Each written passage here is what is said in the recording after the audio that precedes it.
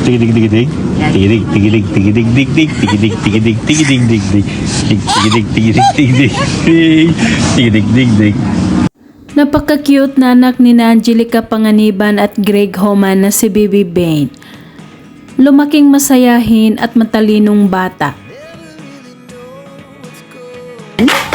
2, 3. Surprise! What is it? It's a Barbie. What Is happened? it pretty? Napapawaw si Bibi Bane nang makita niya ang kanyang regalo galing kay Mami Angelica niya na Barbie doll. Pretty. It's pretty. Ganda. Kiss mo naman si Barbie. Wow! Love mo si Barbie.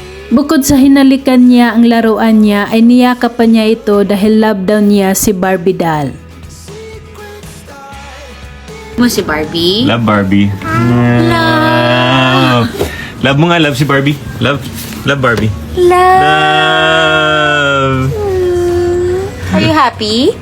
Nakakatuwang panoorin si Bibi Bane habang nagawa niyang bumaba mula sa paa ng kanyang ama ay nakipag-cheek hands at appear pa ito sa tatay niya.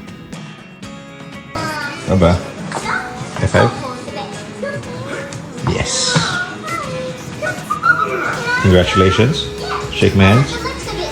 At nung sinabi ng daddy niya na mag-bless ay nag-bless din ito. Talaga namang matalinong bata si Bibi Bane. But bless. Bless. Good girl. Can you be surprised? Surprised?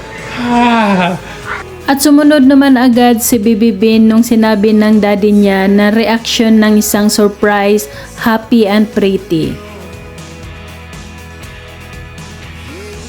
Happy? How about pretty? Pretty. Pretty.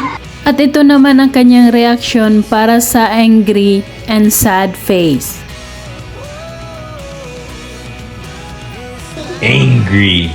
Grrr. How about sad? Oh, so sad. Samantala nagkaroon naman ng bonding moments ang mga Homans kasama ang kanilang mga kaibigan sa Subic Beach.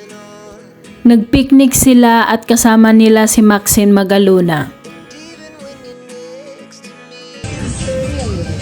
Look at her, she's so cute.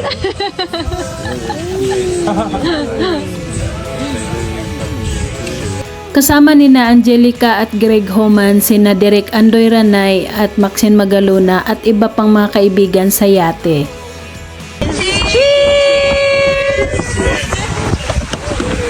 I mean, he's bringing this dessert guy right now. At syempre bukod sa mga inuman, meron din silang mga pagkain na mga masasarap na dala nila sa yate.